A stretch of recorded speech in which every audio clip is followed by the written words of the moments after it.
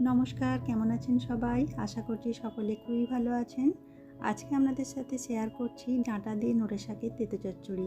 গরমকালে আমাদের কোনো কিছু খেতেই ভালো লাগে না, আর ভাতের প্রথমেই যদি এরকম একটা তেঁতো থাকে তাহলে তো খেতে খুবই ভালো লাগে। তাহলে দেখে নেওয়া যাক আমি ডাঁটা দিয়ে নোটে শাকের তেঁতো চচ্চড়ি কীভাবে বানাই। এখানে আমি রেসিপিটা বানানোর জন্য প্রথমেই কড়াইতে বেশ কিছুটা সরষের তেল দিয়ে বড়িগুলোকে ভেজে নেব। আপনারা তরকারিতে যতটা বানাবেন বড়িটা পরিমাণ মতো বুঝে নেবেন। এখানে আমি প্রায় 1/4 কাপের মতো বড়ি আমি নিয়ে নিয়েছি। বড়িটাকে খুব ভালো করে ভেজে একটা পাত্রের মধ্যে তুলে নিলাম। এবার ওই একই তেলের মধ্যে আমি করলা ভেজে নিচ্ছি, আর সামান্য লবণ আর হলুদ দিয়ে করলাটাকেও ভালো করে ভেজে নেব। খুব বেশি একদম লাল লাল মুচমুচে করে ভাজার দরকার নেই। মোটামুটি যখন করলার গায়ে একটু হালকা লাল লাল কালার চলে আসবে তখনই আমি এটাকে তুলে নিচ্ছি। এই রেসিপিটা আপনারা গরমে অবশ্যই ট্রাই করবেন, দেখবেন সকলের ভীষণই পছন্দ হবে, যেহেতু এটা তেঁতো দিয়ে তৈরি করছি। আবারও কিছুটা তেল আমি দিয়ে দিলাম। এবার ফোড়ন হিসাবে দিয়ে দিচ্ছি তেজপাতা, সামান্য দিয়ে দিচ্ছি একটু শুকনো লঙ্কা, এটা ঝাল ঝাল খুব একটা ভালো লাগে না, আর দিয়ে দিচ্ছি 5 ফোড়ন 1/2 চামচ দিয়ে আবারও এটাকে একটু নাড়াচাড়া করে নিচ্ছি। ফোড়ন থেকে যখন একটা সুন্দর গন্ধ বেরোবে তখনই আমি এর মধ্যে কিছু সবজি অ্যাড করছি। প্রথমে আমি একটু বেগুন দিয়ে দিলাম, আর এখানে ডাঁটা আর আলু দিয়ে দিচ্ছি। খুব বেশি এই রেসিপিটা বানানোর জন্য সবজির দরকার হবে না, একটু ডাঁটা বেগুন এরকম তেঁতো থাকলেই হবে। সামান্য লবণ আর হলুদ দিয়ে আবারও আমি এটাকে একটু নাড়াচাড়া করে লো টু মিডিয়াম ফ্লেমে ভেজে নেব, যাতে কাঁচা গন্ধটা চলে যায় সেরকমভাবে একটু ভেজে নিতে হবে।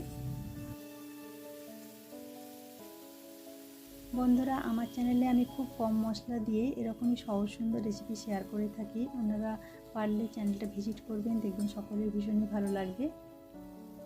বেশ কিছুক্ষণ একটু নাড়াচাড়া করার পর এর মধ্যে আমি দিয়ে দেবো সাদা নোটে। গরমকালে আপনারা এই সাদা নোটে দিয়ে তেঁতোর রেসিপিটা করে দেখবেন। ডাঁটা দিয়ে সাদা নোটে তেঁতো চচ্চড়ি ভীষণই টেস্টি হয় এই রেসিপিটা। শাকটাকে খুব ভালো করে আমি ধোয়ার পর এরকম ছোটো ছোটো করে একটু কুচিয়ে নিয়েছি। সব শুদ্ধ খুব ভালো করে আবারও একটু নাড়াচাড়া করে এগুলোকে আমি মিশিয়ে ভেজে নিচ্ছি। সামান্য একটু লবণ দিয়ে দিলাম, আর দিয়ে দিচ্ছি একটু হলুদ গুঁড়ো। এই রেসিপিটা বানানোর জন্য একদমই মশলার দরকার হয় না, আর খুব সামান্য পরিমাণে দিয়ে দিচ্ছি ঝাল লঙ্কার গুঁড়ো। এটা না দিলেও চলে, আপনারা প্লেন শুকনো লঙ্কা ফোড়ন দিয়েও করতে পারেন। দিয়ে সব শুধু আবারও একটু নাড়াচাড়া করে টোটালটা আবার ভেজে নিচ্ছি। সবজিগুলো খুব ভালো করে নাড়াচাড়া করার পর এবার এর মধ্যে আমি সেদ্ধর জন্য কিছুটা পরিমাণ জল দিয়ে দিচ্ছি, যাতে খুব ভালো করে এটা সেদ্ধ করে নেওয়া যায়। এবার এর মধ্যে দিয়ে দিলাম সেই ভেজে রাখা বড়িগুলো। এগুলোকে আপনারা কুকারেও সেদ্ধ করতে পারেন কিংবা কড়াইতেও করে নিতে পারেন, তবে কড়াইতে করলে একটু দেরি হবে। কুকারে তাই আমি চাপিয়ে দিচ্ছি, তাহলে খুব তাড়াতাড়ি রান্নাটাও হয়ে যাবে আর গ্যাসটাও সেভ হবে।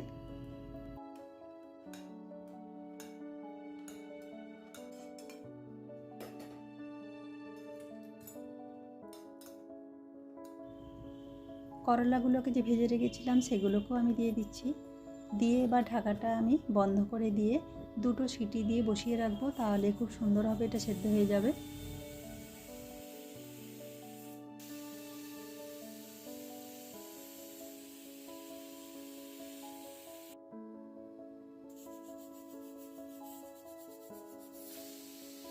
দুটো সিটি দিয়ে বসিয়ে রেখেছিলাম, এবার আমি কড়াইয়ের মধ্যে এটাকে ঢেলে নিচ্ছি।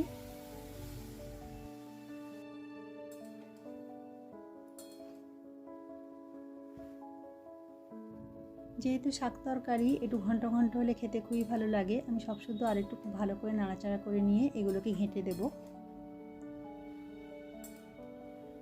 এবার একটু সামান্য পরিমাণ একটু চিনি দিয়ে দিচ্ছি। শাকের তরকারিতে সামান্য একটু চিনি দেবেন, দেখবেন খেতে খুবই ভালো লাগবে। বড়িগুলো যেহেতু গোটা গোটা আছে, বড়িগুলোকে একটু ভেঙে দিচ্ছি। ডাঁটাগুলোকে ভাঙবো না, জাস্ট বড়িগুলোকে একটু ঘেঁটে দিলাম, তাহলে খেতে খুবই টেস্টি হবে এটা। ডাঁটা দিয়ে নোটে শাকের তেঁতো চচ্চড়ি একদম রেডি। এটা গরম ভাতের সাথে আপনারা অবশ্যই ট্রাই করবেন, দেখবেন সকলের ভীষণই পছন্দ হবে। রেসিপি ভালো লাগলে প্লিজ একটা লাইক দেবেন, আর কমেন্ট করে অবশ্যই জানাবেন কেমন লাগলো। চ্যানেলের নতুন বন্ধু হলে চ্যানেলটাকে সাবস্ক্রাইব করে রাখতে পারেন। আমার চ্যানেলে আমি এরকমই কম মশলাযুক্ত রেসিপি শেয়ার করি। সবাই ভালো থাকবেন, সুস্থ থাকবেন। আবারও দেখা হবে এরকমই কোনো নতুন রেসিপি নিয়ে। ধন্যবাদ।